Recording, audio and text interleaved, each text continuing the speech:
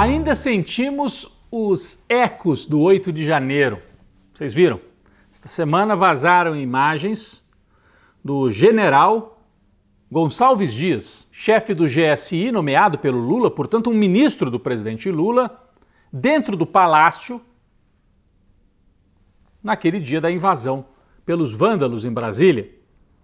Uma matéria que foi divulgada e editada pela CNN Brasil. Matéria estranha, hein? A maneira como ela foi divulgada. Eram várias horas de gravação naquelas câmeras de segurança do palácio, só que a CNN editou fora de ordem as imagens. Dava a impressão que o general Gonçalves Dias, nós temos aqui uma destas cenas, tinha participado de toda a ação, praticamente tinha aberto, facilitado a entrada no palácio por parte dos vândalos, mas não era assim. Eles misturaram, né, na edição. Ele, na verdade, esteve ali depois, já no final, quando estavam tentando controlar a situação. De qualquer maneira, mostra o general sem ação, uma postura estranha, e vários comandados dele do GSI, que ele manteve, ainda vinham da época do Bolsonaro, era o comecinho do governo, né? Confraternizando com os golpistas. É estranho que a CNN tenha feito essa edição para atingir o general, que é um auxiliar direto de Lula. E mais do que isso, por que a CNN cobriu as imagens, cobriu o rosto dos outros militares que estavam ali à paisana? Para protegê-los? Foram eles que forneceram as imagens para a CNN, por isso que ela quis proteger os militares? É uma pergunta. Bom, grande alvoroço porque há esse discurso, né, dos bolsonaristas, um discurso amalucado, de que, na verdade, o 8 de janeiro o Lula facilitou a entrada no palácio para se fazer de vítima. Por que ele não protegeu o palácio? A questão não é essa. A questão é que Bolsonaro incentivou acampamentos golpistas, os militares incentivaram e permitiram aquele ataque sem nenhuma reação no dia 8 de janeiro. Mas desgastou o general que tinha sido nomeado pelo Lula.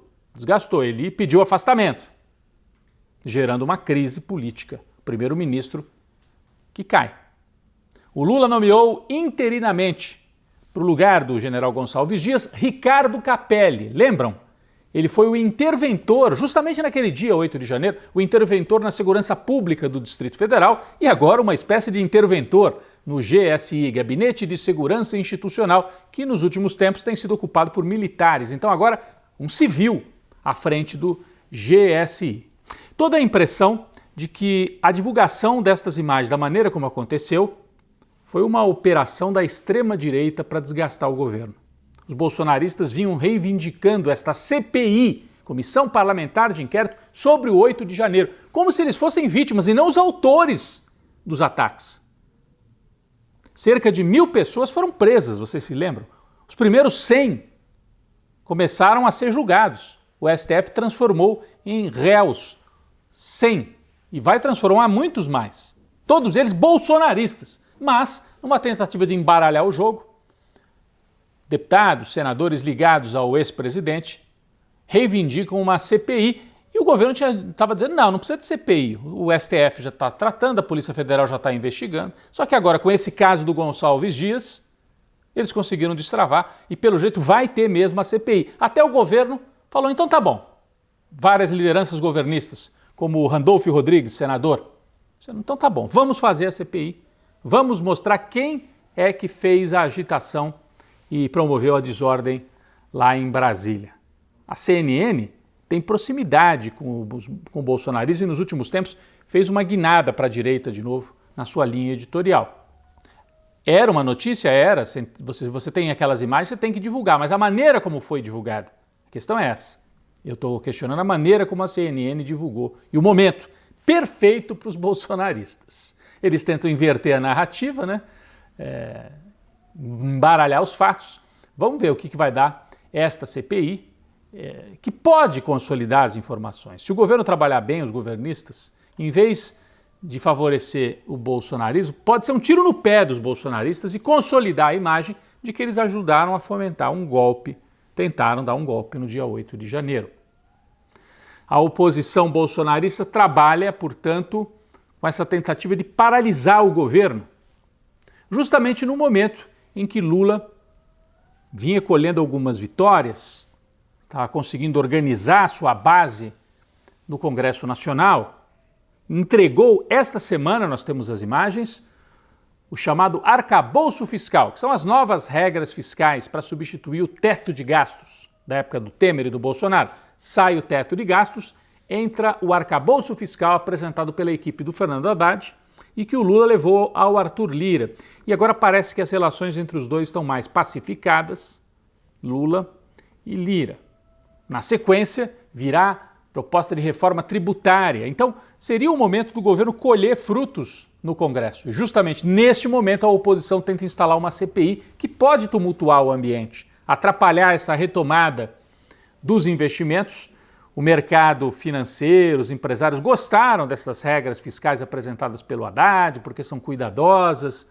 Economistas mais de esquerda dizem, olha, até um exagero que o Haddad está propondo, porque não vai permitir uma alavancagem muito grande da economia. De qualquer maneira, seria um momento de buscar estabilidade e a oposição bolsonarista provoca tumulto no Congresso e busca confusão também com esta CPI.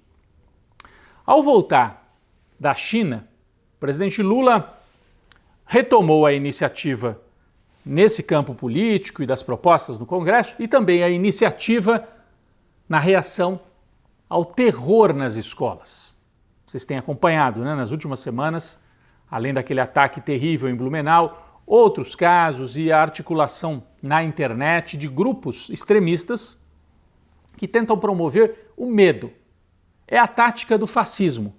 Promover o medo para que haja uma necessidade de ordem, de que venha assim uma coisa policialesca, força.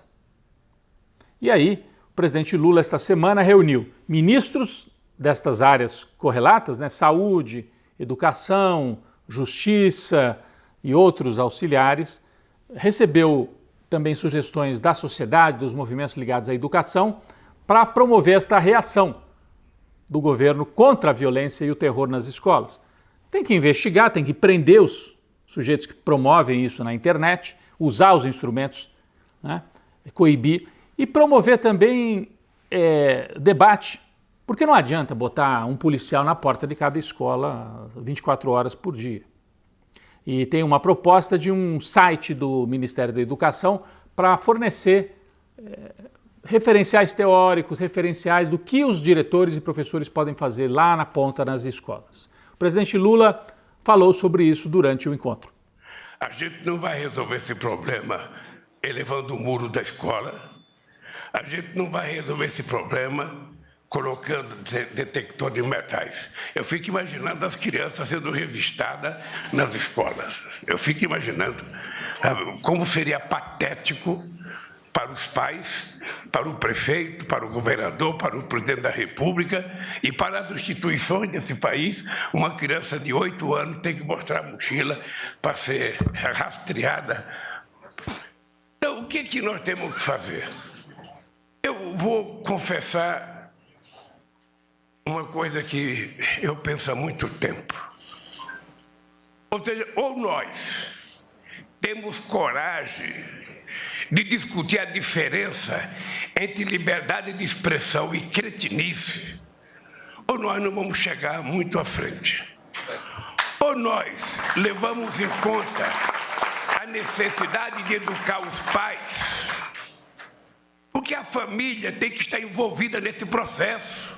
Outra fala importante foi a do ministro do Supremo Tribunal Federal, Alexandre de Moraes. Ele comparou essa tática do terror nas escolas à tática do terror contra as urnas e contra as eleições.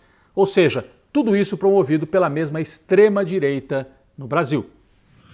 O modus operandi dessas agressões instrumentalizadas, divulgadas, incentivadas pelas redes sociais em relação às escolas é exatamente idêntico o modus operandi que foi utilizado contra as urnas eletrônicas, contra a democracia, o modus operandi instrumentalizado para o dia 8 de janeiro.